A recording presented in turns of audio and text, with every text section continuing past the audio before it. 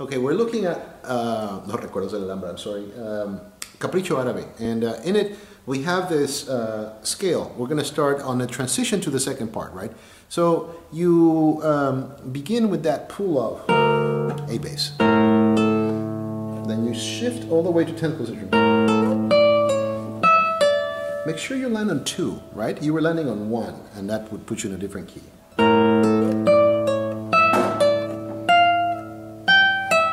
Right? There's a change here. You've gone from 4 to 1, but with A bass.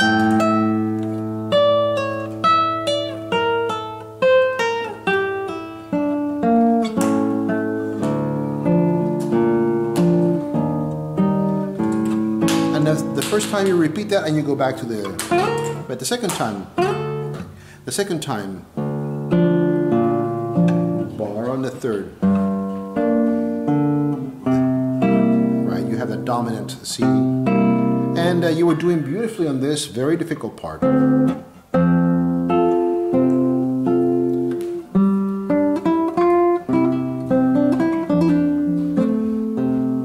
Yeah, I tend to want to play that G open just to make things easier, right? You have to be very quick with your index finger. You could interrupt the G, land your bar ahead of time, which is really not a big deal once you're going 200 miles an hour. Not that this piece is that fast.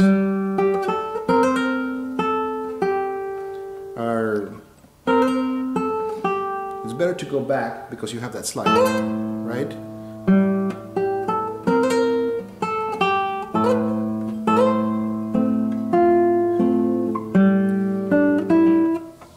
Then you, yeah. You have to just shift. Be very quick with your bar. Right? G, 3rd position, 1, 3. When you have 3, you're going to land your bar. And hopefully not get the first string on that pull-off like I just did. And then I prefer to have an open E to get myself set up for that. Use 3. Right? I find that 3 is here. It's easier to execute that hammer on a pull-off and have 3 ready for that 3rd string, 5th fret, which is a C, and then you have another C on the 2nd string, 1st fret. That contrast is quite nice, and it's something that you can only get on string instruments like the guitar, right? Keep 3 there. You're going to build around it. 2, 3, and 4. 5th string, 3rd string, and 2nd string. But you were already there on the 3rd string. You're going to pull off from 4 to 1. That's difficult on the 2nd string. And you repeat.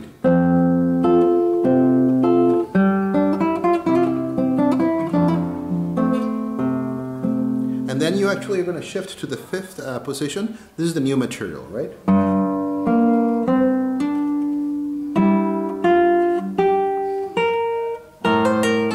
Right? So it's hammer, pull off, pull off. Right? It's quite a daisy chain of pull-offs. So starting from the bar, 6th string, 4 on the D string, hammer on the G string, 1, 2, 3. You play the D string to get that G bass on the B string as well. Together, 2. You could hammer that if you want. 2, 4, 2 on the E string. Stay there.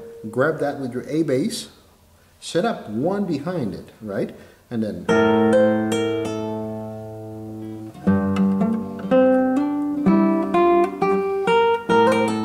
And then you right away are going to get your C sharp here.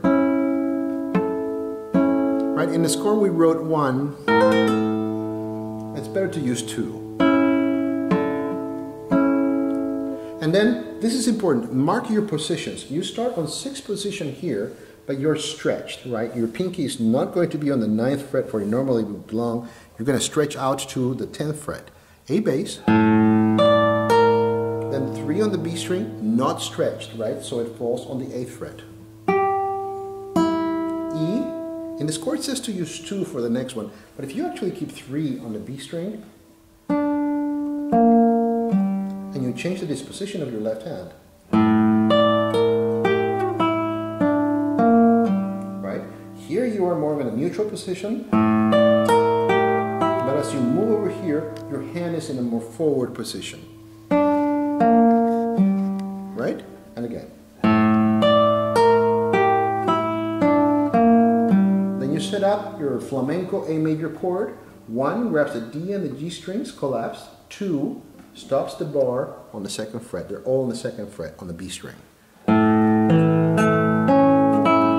You play that E and you travel on that E on the B string, 9th position, 2nd string, 2, 1, 4 on the 1st, right? And then you go back to that hammer and pull off set, but this time on the 2nd position, the 3rd position.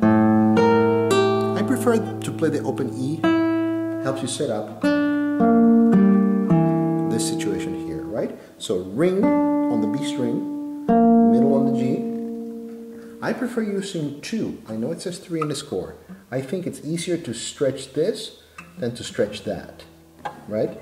2, 4, right? So let's just put them together. Stretched.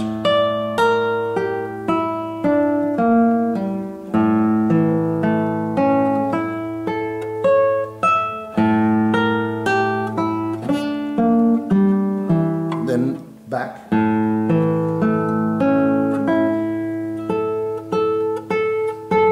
We had a discussion about where to play this A. In the score, it says to do it on the 1st position, or 2nd really.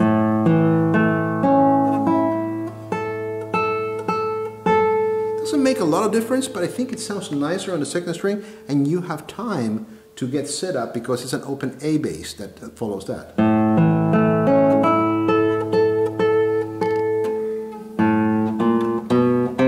It's very important that you land on that 3 with an accent. Even though you're going to play 4 to get your C sharp,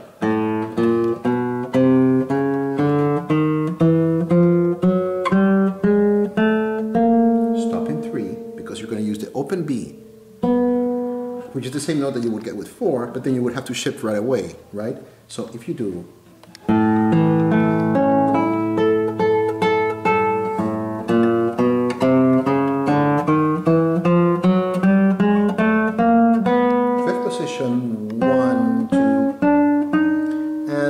let's call the 2nd string our slider string. 1, slide 1. 4, slide 4, but with D bass, which is your bigger rival, right? So let's put it all together. So you're in 6th position, stretched out. 3.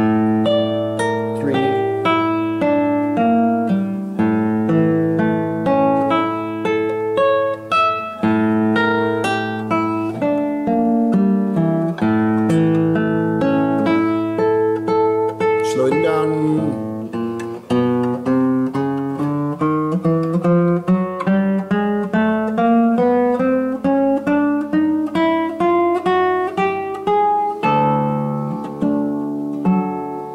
Right? Here you're using 3, not 2, because it's an F sharp. Now you're in the key of D major, right? Right? And as we move on to this next part, it is not nearly as difficult as that other middle section. So the C section, which is basically the major cousin of your first part, or of your main theme, you need to extend your bars to the 7th fret, but make sure that your 6th string is open, right? 1 on the 5th string, just 3, 4 on the 1st string. Your bass is on the D string, 3 hammer to 4 and pull off. 4,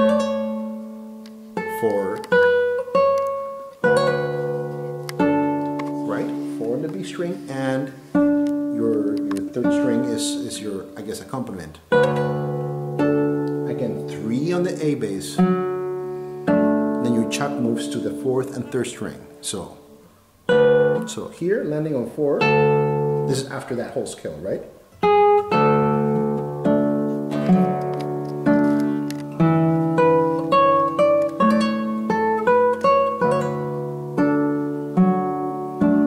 1, 3 for the E, then 2, hammer to 4 and pull back to 2. I take off my bar because I need an open A bass. And then I like to play 1, open E, sorry, so I can actually set myself for that slide. Right? So very slowly, I think I was doing it slowly anyway. So landing.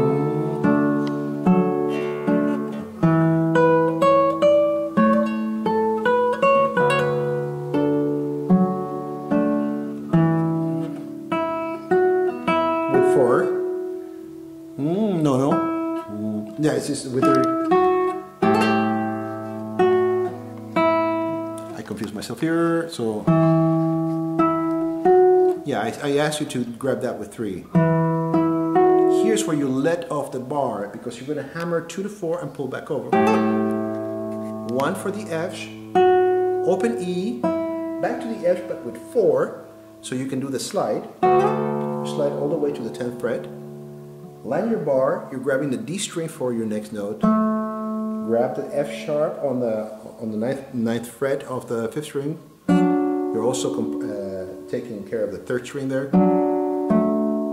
And then you need to get yourself over here to 2nd position to get that E.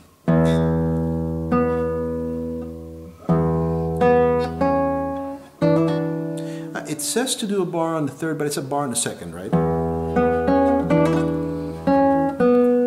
And then you have that slide, right? Again, try to get those slides with the pinky. So 2nd fret to 5th fret.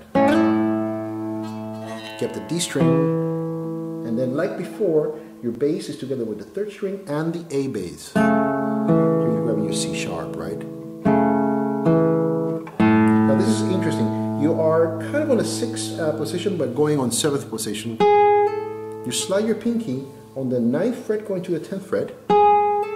Then on the 1st string, pull 3 to 1. Then 2 again on the 2nd string. It shows you the genius of targa, just playing around with notes in different positions on the guitar. And that brings you right back to that main theme.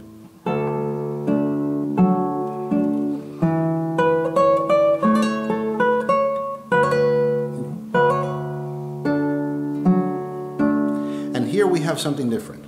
It's a lot easier than anything you've seen before, but it's still something that we have to pay attention to. 1, 4, 1, 4.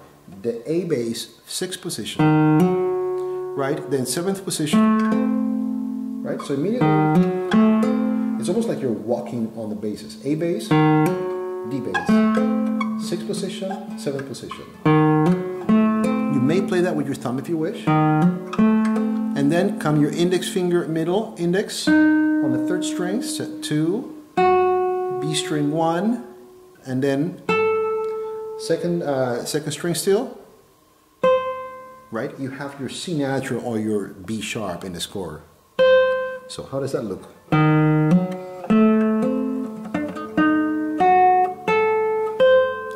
Right? And you have a bar again on the 7th fret. Right? This time you're grabbing your E with your 2nd finger, right? So you have your C sharp here on the 9th fret, also on the 9th fret, 3rd string. Yes. Then you have a harmonic right there on the 5th string, right? And you're going to get yourself to that F sharp.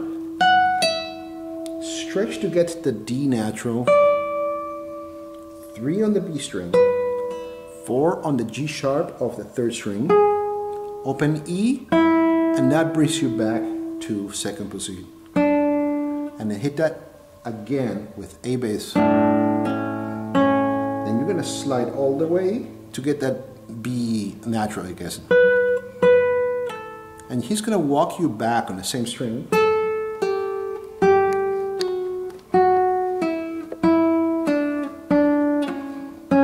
Open, right? So how do we get to that?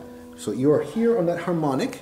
You're on the, I guess, 11th position, but really you're stretched over to 10th position. Stretch. 3 on the B, 4 on the G sharp of the G string, open E, You're on the second string, hit that again. You're going to hit the same note twice. Pull off, C, right?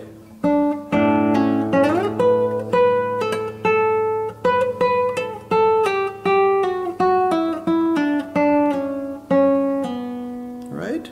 And then that B is going to be replaced by 3 on the third string, also playing a B, but you're going from 3 to 2. Play that A again, retardando, he says. You're back on the main theme.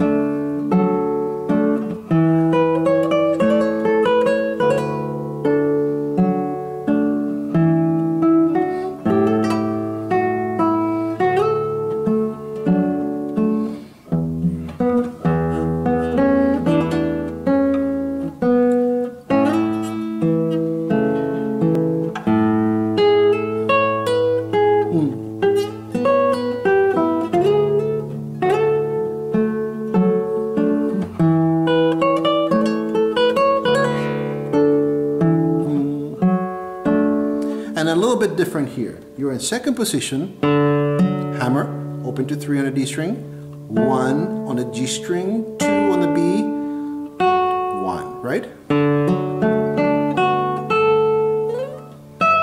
Slide all the way to the 12th fret, open. You could play again open strings or like it says in the score. I think it's a nice change, right? Open, first 2 strings, 2 on the 4th fret of the G string, pinky on the 5th fret of the B string to get you the same E and B, right? But it's a different sound. It sounds very nice. Then E, right? These are both on the 2nd fret. E here, right? Remember, this is an E, not an F sharp because you're tuned to D, right? Open B, C sharp, also on the 2nd fret, pinky on the D string, and slide it all the way to the 10th fret. 2 and 3. This is an interesting situation, right? You're with 3 and 2. You're grabbing your B natural on the 4th string on the 10th fret, 9th fret, sorry. And then 2 is going to grab your G on the 2nd string. A bass, hammer with 4, pull off, land your bar on the 7th fret, C sharp, open G, open E, and then you're back in business. Land your bar, open, triple chuck. And then we look at the very ending, which is kind of like a throwback at what we had before. And then guess what happens? You're back in the theme. As normal.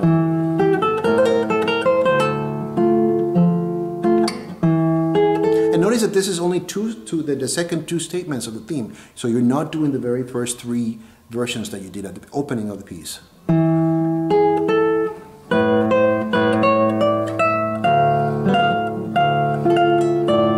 This is all the same material that you've covered before. Or wherever we did.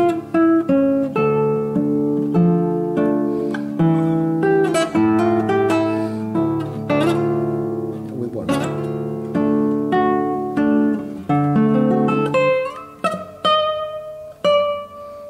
Probably with 2.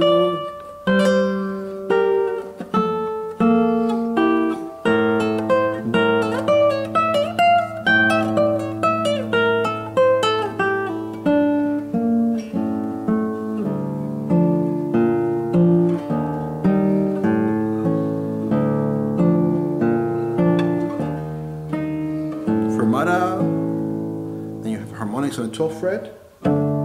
Just your bass strings, and then D and your first 3 strings, bar on a 10th. And that is the piece.